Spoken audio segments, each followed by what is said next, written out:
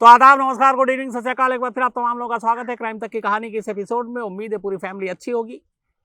कहानी शुरू करूं उससे पहले एक बार फिर आप तमाम लोगों से अपील, कोरोना बहुत तेजी से बढ़ रहा है और जो देश भर के हाल हैं, इसी क्राइम तक में भी मैंने कोशिश की थी आप लोगों को दिखाने की, वो बहुत ही ज़्यादा अच्छे नहीं है। चाहे किसी भी शहर के अस्पताल हो, शमशान हो, कब्रिस्तान हो, वहाँ पे भी बहुत सारी परेशानियाँ आ रही हैं। एक तो कोरोना से जिन लोगों की मौत होती है, मतलब मौत भी ऐसी हो सकती है, ये अब लोग अब देख रहे हैं कि मुर्दों से भी लोग दूर भागते हैं। 4 अदद कांधे नहीं मिल रहे हैं, जनाजा नहीं मिल रहा है, अर्थी नहीं उठ रही है, चिताएँ नहीं हैं। आम लोगों की जो मौत होती है और उनके बराबर में कोई कोरोना पेशेंट के लिए ना अंतिम संस्कार की जगह, न कब्रिस्तान में दफनाने के लिए ज़मीन मिल रही है वहाँ पे। तो वाकई हालात ठीक नहीं है और इस वक्त सबसे अच्छा तरीका यही है कि आप लोग ज़रूर मास्क पहनें, सोशल डिस्टेंसिंग करें, सैनिटाइज़र का इस्तेमाल करें, ज़रूरत ना हो तो बाहर ना निकलें, लोगों से कम मिले जुलें, अपना ख्याल रखें, अपनों का ख्याल रखें। कई शहरों में लॉकडाउन की हालत है। दिल्ली में भी अब आपको पता है कि फ्राइडे रात से मंडे सुबह 6 बजे तक एक तरह से कर्फ्यू रहेगा। कोई बाहर ना आए जो जब तक कि जिनकी ज़रूरी बहुत ज़्यादा ज़रूरत ना हो। मुंबई में भी ऐसे ही, कई और शहरों में भी है। तो अलग अलग जगहों पे अब ये इसलिए हो रहा है कि पर डे केसेस जो है वो 2 लाख के पार जा रहे हैं। और मेरी एक डॉक्टर साहब से बात हो रही थी हाल अभी, तो उन्होंने कहा कि अभी ये पीक पे जाएगा। बल्कि उन्होंने तो ये भी कहा कि उन्हें लगता है कि एक दिन ऐसा भी होगा कि शायद पर डे 4-5 लाख केस पहुंच जाए।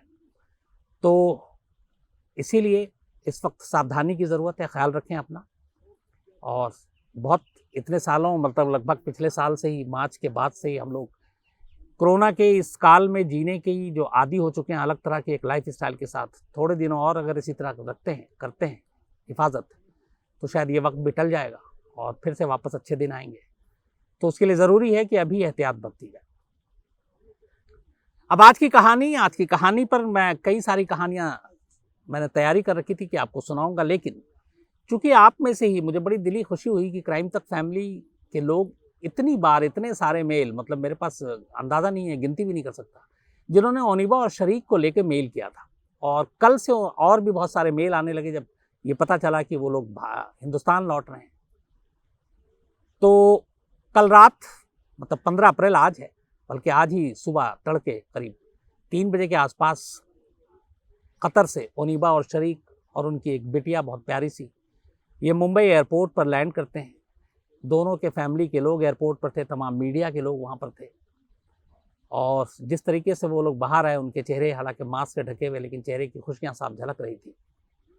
और आखिरकार 4 दिन के लिए ये दोनों हनीमून ट्रिप पर गए थे, लेकिन 2 साल बिना किसी जुर्म के कतर की जेल में रहे। एक लड़का लड़की जिसकी नई नई शादी हुई हो, बड़े सारे सपने लेकर आप हनीमून पे जाते हैं और वहाँ पे ऐसे हालात पैदा होते हैं कि आपको पकड़ लिया जाता, आपको जेल भेज दिया जाता, और उस गुनाह के लिए जिस गुनाह को आपने किया ही नहीं है। और गुनाह यहाँ पे रिश्ते का भी था। शरीक की अपनी फूफी ने धोखा दिया, हनीमून ट्रिप के नाम पर बैग में 4 किलो ड्रग्स रखा, कतर भेजा, कतर में पकड़े गए और दोनों को अदालत ने, चूंकि ड्रग्स के साथ पकड़े गए, इनकी सुनी नहीं, जेल भेज दिया। 10 साल की अदालत ने सज़ा भी सुना दी। उसके बाद खैर इनकी बेगुनाही का सच सामने आया और हम लोगों ने भी कोशिश की, क्योंकि बहुत सारी खबरें करते रहते हैं, लेकिन कुछ ऐसी खबरें होनी चाहिए जिसका कुछ अंजाम भी हो और अच्छा अंजाम। हमारे देश की जितनी सरकारी एजेंसियां थी, चाहे नारकोटिक कंट्रोल ब्यूरो हो, चाहे फिर वो होम मिनिस्ट्री हो, चाहे विदेश मंत्रालय हो, प्राइम मिनिस्टर ऑफिस हो, शुरुआत में मुंबई पुलिस ने भी, इन लोगों ने भी बहुत हेल्प की। और आज एक बात मैं बहुत खुले तौर पर आप लोगों से कहता हूँ, इस ओनिबा और शरीक से एक और मैसेज जाएगा इस देश में। और वो मैसेज क्या है? मैसेज ये है कि हम लोग अक्सर हर चीज़ में धर्म निकाल लेते हैं, हिंदू मुस्लिम करते हैं। पता नहीं ऐसा माहौल भी हो गया, जब चुनाव भी होता है, अभी बंगाल को ही ले लीजिए या कहीं भी होता है, तो बहुत सारे ऐसे लोग होते हैं जो हर चीज़ में हिंदू मुस्लिम को निकालना शुरू करते हैं। जैसे अभी हरिद्वार में महाकुंभ चल रहा, शाही स्नान, अब वहाँ की भीड़, उससे पहले फिर मरकज़ तबलीगी जमात, वहाँ से भी अब कंपेरिजन शुरू हो गया, बातें शुरू हो गई। मुझे लगता है कि हर चीज़ में हिंदू मुस्लिम करके हम लोग सिर्फ अपना नुकसान करते हैं, अपने देश को और पीछे ले जाते हैं। मैं ये सारी चीज़ें इसलिए कह रहा हूँ कि इसी ओनिबा और शरीक को लेकर भी बीच में कुछ लोगों ने हिंदू मुस्लिम की बात की, लेकिन पहली बार मुझे खुशी हुई कि उन लोगों ने जो बात की, एक आनंद, मेरा दोस्त है, बहुत कम मुलाकात होती है, लेकिन उसने कहीं क्राइम तक पे कहानी सुनी और उसने एक लाइन बोली थी और उसकी लाइन मुझे बड़ी अच्छी लगी। उसने कहा, शम्स, हम सब बातें तुम तो क्राइम रिपोर्टर बहुत दिखाते हो, आतंकवादी पकड़े गए, ये है वो है, हिंदू मुस्लिम होता है, दंगे होते हैं, क्राइम होता है, सरकार पे भी उंगली उठती है, एजेंसियां पे भी उंगली उठती है कि पुलिस झूठे बेगुनाह को आतंकवादी बना देती है, और ऐसा होता है, ऐसा गलत भी नहीं। लेकिन बोला कि यहाँ पे एक चीज़ ऐसी है कि एक परिवार जो मुस्लिम है और वो ड्रग्स के साथ दूसरे देश में पकड़ा गया है। अब यहाँ पे जो एजेंसी काम कर रही, चाहे वो आईओ हो, चाहे उस नारकोटिक्स कंट्रोल ब्यूरो के डायरेक्टर हों राकेश अस्थाना, चाहे इन्वेस्टिगेटिंग अफसर हों केपीएस मल्होत्रा, चाहे वो जब मुंबई पुलिस नागपाड़ा गए थे ओनिबा शरीक के माँ बाप रिपोर्ट लिखाने, उनके इंचार्ज हों, ये सारे लोग मुस्लिम नहीं थे, हिंदू थे, लेकिन इन लोगों ने फिर भी पूरी कोशिश की और इस बेगुनाह को हिंदुस्तान लाने के लिए जो भी बन सकता था किया। तो यहाँ पे कहाँ से हिंदू मुस्लिम आया? यहाँ एक ही चीज़ आई और वो था हिंदुस्तान। एक भारतीय, एक इंडियन, एक हिंदुस्तानी बेगुनाह है, विदेश में बंद है और उसे वापस लाना है, और यही इंसाफ का तकाजा है। तो यहाँ तो धर्म नहीं देखा गया। तो एक अच्छा मैसेज भी जाता है कि जो लोग हिंदू मुस्लिम हर चीज़ में करते हैं, उसको ओनिबा और शरीक के इस केस को इस नज़रिए से भी देखना चाहिए कि यहाँ पे ये दोनों मुस्लिम हैं, तो जो बाकी इनको छुड़ाने की कोशिश में लगे हुए थे वो सारे हिंदू थे, खासतौर पर नारकोटिक्स कंट्रोल ब्यूरो। लेकिन उनका जो कर्म था या उनकी जो जिस तरह से वो फोर्स में है, पुलिस में है, वहाँ पे एक ही चीज़ सिखाई जाती है, आप सच का साथ दें और सच्चाई के लिए लड़ें। वहाँ पे धर्म, ये सारी चीज़ें ज़ात पात नहीं आनी चाहिए। तो ये एक मिसाल है कि एक ओनिबा और शरीक के लिए किस तरह से सारी एजेंसियां लगीं और उनको हिंदुस्तान लेकर आई और वो 15 अप्रैल को पहुंच गई। ये वाकई बहुत खुशी की बात है। इसकी कहानी मैंने आपको कई बार सुनाई। ओनिबा की जो अम्मी हैं कौसर, उनसे भी मेरी बात हुई, बहुत खुश थी, दुआएं दे रही थी। और इन लोगों ने, ओनिबा ने, शरीक ने, उनकी अम्मी ने, बाकी लोगों ने बातचीत की और पूरी कहानी सुनाई कि कैसे 2 साल 4 दिन का जो सफ़र था वो 2 साल तक लंबा हो गया, क्योंकि 4 दिन बाद वापसी थी, लेकिन 2 साल की जेल। फिर कैसे ये 2 गए, वहाँ से 3 होकर लौटे। ओनिबा और शरीक के माँ बाप ने पहली बार अपने नाती और जो दूसरी तरफ से कहें पोती को देखा, और ना उम्मीद जिसकी बिल्कुल नहीं थी कि इतनी जल्दी वो लौटेंगे, वो अचानक दोनों आते हैं। हालांकि इनकी एक दुनिया भी बदली हुई थी। जब ओनिबा और शरीक जेल गए तब कोरोना शुरू नहीं हुआ था, उसके बाद वो जेल में रहे। अब वापस आए, जब बाहर निकले इतने दिनों की कैद के बाद, तो दुनिया बदल चुकी थी। इंसानों का रहने सहने का तरीका बदल चुका था। लोग मास्क के साथ नज़र आ रहे थे, तो उनके लिए भी एक अजीब दुनिया थी। और जब वो मुंबई पहुंचे तब भी ये सारी चीज़ें, कोरोना की वजह से ये बदलाव उनके लिए बड़ा अजीब था। लेकिन खुशी इस बात की है कि दोनों घर लौट आए। तो आज कहानी में मैं कोशिश ये कर रहा हूँ, चूँकि कोरोना की वजह से और लॉकडाउन है, मुंबई जाना था मुझे एयरपोर्ट पर भी होना चाहिए था, होता मैं घर पे भी होता, लेकिन कोरोना और लॉकडाउन और बहुत सारी चीज़ों की बंदिशों की वजह से जा नहीं पाया।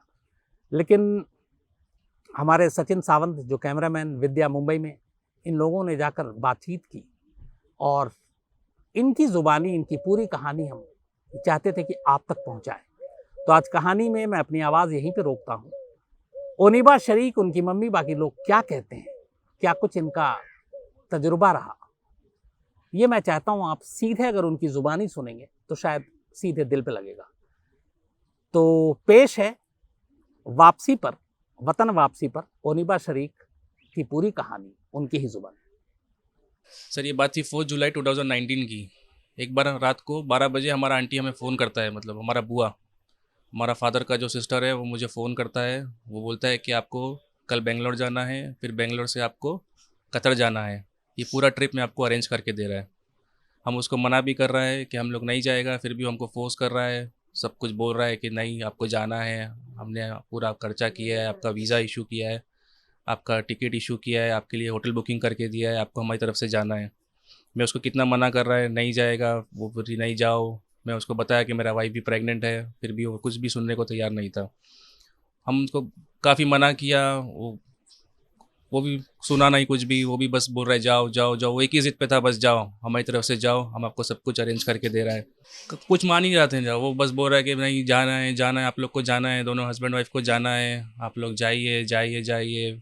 फिर उन्होंने मैं बोला ओके, मैंने मेरा वाइफ से थोड़ा डिस्कस किया कि नहीं, हमारा मतलब बुआ है, हमारा फूफी है, देखते हैं, जाके आते हैं।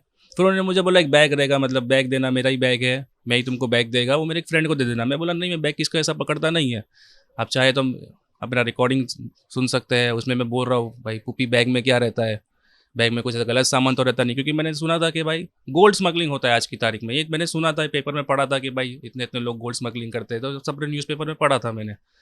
पर ऐसा कभी इंटेंशन, कभी सोचा नहीं था कि ड्रग्स भी ऐसा स्मगल होता है, वो भी अपने इंडिया से स्मगलिंग बाहर होती है, ऐसा कभी सुना ही नहीं था। तो मेरा फूफी बोल रहा है नहीं बेटा, तंबाकू रहता है, तंबाकू क्या, जैसे शिमला, मानिकचंद, बेटा बस वैसा रहता है, वो बैग में रहेगा, बैग भी मेरा है, ये बैग भी उन्हीं का है, ये बैग उन्होंने हमें दिया था, ये आप देख सकते हैं, ये पूरा बैग उन्होंने दिया था, ये बैग में से हमें कतर एयरपोर्ट पे पकड़ा था, ये पूरा नार्कोटिक्स टीम ने पूरा सर्च किया था इसको, ये पूरा कपड़ा था इसके ऊपर, फिर ये पूरा फिटिंग में था, ये देखिए पूरा स्टेपलर अभी भी लगा है इसमें ऐसे ही, ये सब पूरा ऐसा ही पूरा बैग में पूरा राउंड में सामान था इसमें, इसमें आशीष था पूरा बैग में ऐसा छुपा के पूरा फिट करके दिया था।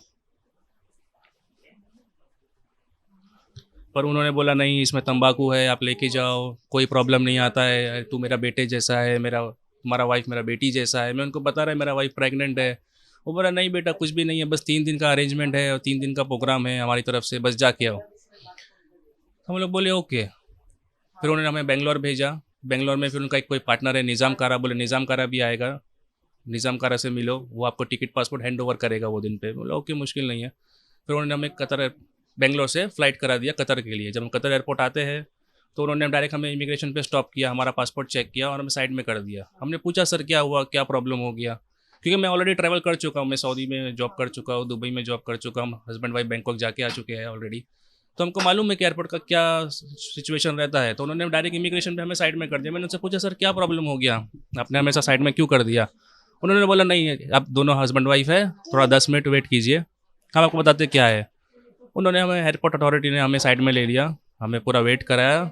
उसके बाद इमिग्रेशन अथॉरिटी आई, बड़े ऑफिसर आए वहाँ के, उन्होंने हमें हमारा इमिग्रेशन क्लियर कराया। मुझे ऐसा कुछ डाउट हुआ कि कुछ तो प्रॉब्लम हुआ हमारे साथ, क्योंकि ऐसा रोकता नहीं है। फिर उन्होंने हमें डायरेक्ट कस्टम्स में लेके गया, बोला आपके पहले बेल्ट पे लेके गया, बोला आपका जो जो बिलोंगिंग्स है बेल्ट से उठाइए। हमने बेल्ट से ये उठाया, ये बैग उठाया और 2 बैग थे और वो सारे बैग उठाए और हम डायरेक्ट, उन्होंने बोला हमारे को फॉलो कीजिए। 2 ऑफिसर्स आए थे वहाँ पे एयरपोर्ट के, उन्होंने बोला हमको फॉलो कीजिए। हम उनको ही फॉलो करते करते उन्होंने हमें डायरेक्ट कस्टम्स में लेके चला गया। कस्टम्स का वहाँ पे पूरा डिपार्टमेंट है अलग, कतर कस्टम्स डिपार्टमेंट, वहाँ लेके गया। उन्होंने ये बैग सीधा स्कैनिंग मशीन में डाला, वहाँ पे बड़े बड़े स्कैनिंग मशीन लगे हुए बैग स्कैन करने के लिए, जो भी पैसेंजर आते हैं उनके लिए। तो उन्होंने ये बैग स्कैनिंग किया। उन्होंने बोला बैग में क्या है, मैंने बोला सर कुछ नहीं, हमारे कपड़े हैं। बोला नहीं, बैग में कुछ और भी है। मैं बोला सर हमारे कपड़े हैं, क्योंकि हमने तो, हमारी पुप्पी ने हमको दिया, उन्होंने हमको बोला कि भाई तुम मियाँ बीवी 16-16 जोड़ी कपड़े, उन्होंने स्पेसिफाई किया था कि 16-16 जोड़ी कपड़े लेके आना दोनों हस्बैंड वाइफ अपने लिए। तो हम ऐसे कपड़े लेके गए थे इसमें डाल के, और ये बैग भी उन्हीं का था। तो उन्होंने फिर बोला कि बैग खोलो, बैग खाली करो। हमने बैग खाली किया, उन्होंने हमारा पूरा हर एक कपड़े का उन्होंने पूरा इन्वेस्टिगेशन किया, पूरा पूरा चेकिंग किया। फिर उन्होंने ये एम्प्टी बैग डाला मशीन में। फिर जब उन्होंने एम्प्टी बैग मशीन में डाला तो उनको कुछ जैसा डाउट लगा, तो उन्होंने फिर इतना बड़ा बड़ा उनका कुछ कटिंग मशीन आता है, वो कटिंग मशीन लाया, पूरा बैग कटिंग किया। तो फिर उसमें से पूरा ऐसा आशीष निकला, जिसको हम अपने हिंदी में चरस बोलता है। वो 4 किलो चरस था, 4 किलो चरस था। वो देखने के बाद हम दोनों हस्बैंड वाइफ एयरपोर्ट पे रो रहा है। वहाँ पे एक बार आपको कुछ भी सामान के पकड़ेगा तो फिर उसका फिर उन लोग कोई कुछ सुनता नहीं है। आपके पास पकड़ा, ये बैग तो मेरे बोर्डिंग में ही था। मैं बोल रहा हूँ मैडम को तो जाने दो, इसका जो भी रिस्पॉन्सिबिलिटी मैं लेता हूँ। हमको मालूम नहीं, फिर भी इसका रिस्पॉन्सिबिलिटी मैं लेता हूँ। मैडम प्रेग्नेंट है, उनको जाने दो, वो लेडीज़ है। नहीं, उन्होंने बोला आप दोनों का सामान एक ही बैग में है, और आप दोनों का फ़्लाइट का मतलब टिकट पे एक दोनों का नाम भी साथ में ही है, हम ऐसा रिलीज़ नहीं कर सकते आप दोनों का केस बनेगा। फिर हम लोग एयरपोर्ट पे रो रहे हैं। फिर वहाँ से मेरा वाइफ सेपरेट हो जाता है, वहाँ से मैं सेपरेट हो जाता हूँ। फिर उन लोग का जो प्रोसीजर है, trial court, high court, supreme court, सब फिर ऐसा उनका जो प्रोसीजर चलता है, फिर वही सब चलता है। जेल में कैसे कटे? जेल में पहले तो हमारा ट्रायल कोर्ट हुआ, जिसमें 6 महीने हमको ट्रायल जेल में रखा गया, जहाँ से हमको पहला सेंटेंस आया 10 ईयर्स का। तो वो जेल एक ड्रग्स रिहेबिलिटेशन सेंटर है, जहाँ पे आपको जो भी ड्रग्स वाला आता है वहीं पे वो लोग रखते हैं। फिर उसके बाद बड़ा जेल में शिफ्ट करते हैं। तो हमको तो वहीं पे रखा 6 मंथ्स तक, छोटे जेल में रखा, जहाँ पे बस ड्रग्स का ही सब केस आता है। उसके बाद हमारा हाई कोर्ट में हमने अप्लाई किया था। हाई कोर्ट में हमने अप्लाई किया था तो हमारा सेंटेंस सेम उन्होंने 10 ईयर्स ही दे दिया था, जबकि हमने वो टाइम पे एफआईआर कॉपी, हमारे जो भी स्टेटमेंट्स वगैरह है, हमारे फादर मदर ने यहाँ पे, मेरे वाइफ के फादर मदर ने जितना भी फाइंडिंग सर्चिंग जो भी भाग दौड़ के जो भी पेपर जमा किए थे, तो वहाँ से हमारा जब हाई कोर्ट ओपन हुआ तो उन्होंने हमारा हुक्म सेम 10 ईयर्स का ही रख दिया। जब उन्होंने हमारा हुक्म 10 ईयर्स का रख दिया तो हम वो टाइम पे हमारा पूरा हुक्म मतलब पूरा होप खलास हो गया था कि अब क्या करेंगे। अभी इतना सब कुछ करने के बाद भी मतलब इनको कुछ ऐसा एक एविडेंस क्लिक नहीं हुआ। ये लोग ने हमारा हुक्म सेम 10 ईयर्स रखा। फिर थोड़ा सर्चिंग हुआ, फिर उसके बाद थोड़ा और एविडेंस आया, फिर उसके बाद हमारे लॉयर ने सुप्रीम कोर्ट के लिए अप्लाई किया। फिर सुप्रीम कोर्ट का डेट आया। सुप्रीम कोर्ट का भी डेट जैसे अभी 1000 प्रिजनर्स अप्लाई करता है तो उसमें से कोई 8, 5 ऐसे लोग का ही सुप्रीम कोर्ट का अपील एक्सेप्ट होता है। वो एक्सेप्ट होना, फिर अप्रूव होना, फिर वापस से हमारा कोर्ट ओपन होना, वापस से सुप्रीम कोर्ट से बैक हाई कोर्ट में जाना, फिर वहाँ से हमारा जो पहला हमको बताया गया कि जो आपका हुक्म है 10 ईयर्स उसको कैंसिल किया है, फिर उसके बाद हमको रिलीज़ देना, तो बहुत बड़ी बात है हमारे लिए। पापा आपको मिले वहाँ पे तो कैसे लगा? जब पापा मिले तो बहुत रोना आया कि हमारे साथ क्या हो रहा है, क्योंकि पहली बार है हाथ में वो कस्टडी में है, पुलिस की कस्टडी में है, लॉकअप में है। फिर अच्छा नहीं लगा सर, जो भी था हमारे साथ जो भी हुआ अच्छा नहीं हुआ। पर ये तो हमारे पेरेंट्स का पूरा है जो उन्होंने इतनी मेहनत की हमारे पीछे, एनसीबी की टीम, इंडियन एम्बेसी कतर में धीरज सर, मल्होत्रा सर, जितने भी सर, जितना सबकी मेहनत, सबका ही मेहनत है। हमारा तो कुछ मेहनत नहीं, हमको तो पकड़ा था, हम तो जेल में थे। हमारे पेरेंट्स का ही है, मेरे वाइफ के पेरेंट्स है, मेरे पेरेंट्स है, फिर जितने भी गवर्नमेंट ऑफिशियल्स है वहाँ पे सर, थोड़े से ऑफिसर्स थे ड्रग्स की जेल में जो जिन्होंने मुझे हेल्प किया, जिन्होंने मेरा मोबाइल निकाला, क्योंकि मेरा मोबाइल में पूरा एविडेंस था। वहाँ पे एक आतिफ सर करके है, उन्होंने मेरा पूरा हेल्प किया, उन्होंने मोबाइल रिलीज़ कराया मेरा।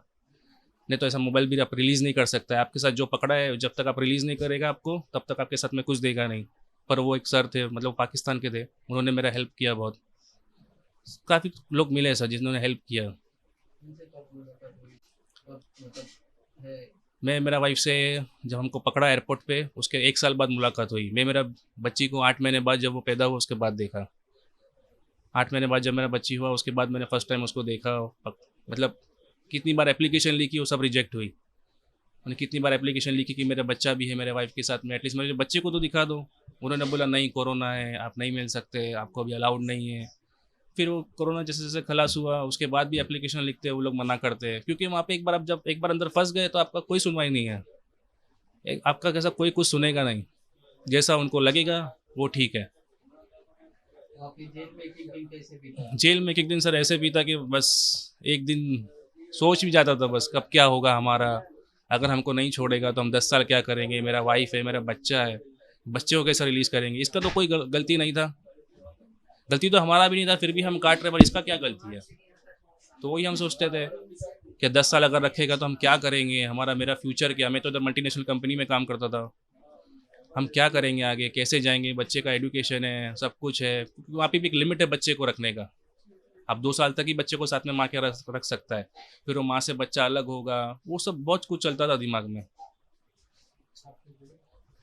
क्या बोलूं, वही मेरा प्रेगनेंसी का टाइम बहुत डिफिकल्ट गया। पहली डिलीवरी थी, सब कुछ बहुत ये सब लगता था, अकेलापन लगता था। जब इसकी डिलीवरी हुई तो मेरे हस्बैंड ने एक बार भी मेरी बच्ची को भी नहीं देखे थे, तो बहुत फील होता था। हर वक्त हमेशा सिर्फ रोना ही आता था।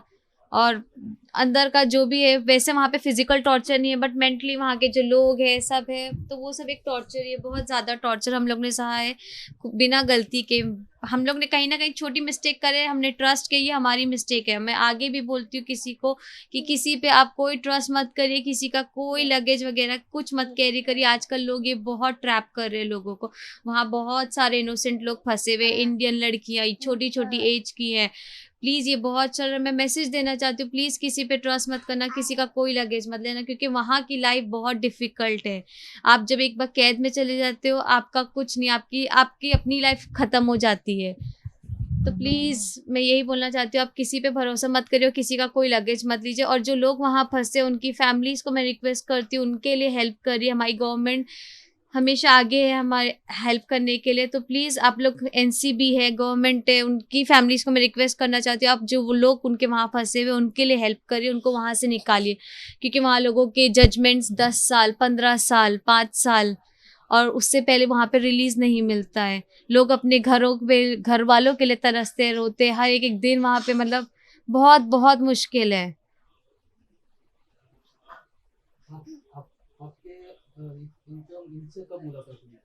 वही हम 1 साल बाद मिले थे, जब हाँ पकड़ने के 1 साल बाद हम एक दूसरे से मिले थे। बहुत अच्छा लग रहा है। मैं बहुत थैंक यू बोलना चाहती हूँ मेरी फैमिली, हम लोग की फैमिलीज ने इतना इतना इतना करे, जितना उन लोग ने हम लोग के लिए करे। आज अगर वो नहीं करते, हमारी हेल्प, गवर्नमेंट नहीं हेल्प करती, हम सीरियसली यहाँ नहीं आते, क्योंकि एक दूसरे देश से ड्रग केस से वापस अपने देश में आना बहुत बड़ी बात है, क्योंकि ड्रग केस आसान नहीं है। तो प्लीज़ ध्यान रखे, जो भी लोग हैं किसी से कुछ मत लीजिए, ये मेरा मैसेज है प्लीज़। अच्छा लग रहा है सर, बहुत अच्छा लग रहा है। बस वापस आ गए अपनी लाइफ में, सबका इसमें बहुत हेल्प है। बहुत हमारा लॉस हो चुका है हर चीज़ से, फाइनेंशियली मेरे हस्बैंड की जॉब चली गई है, हर चीज़। अभी हमें नहीं मालूम हमारी लाइफ अब हम वापस से कैसे स्टार्ट करेंगे।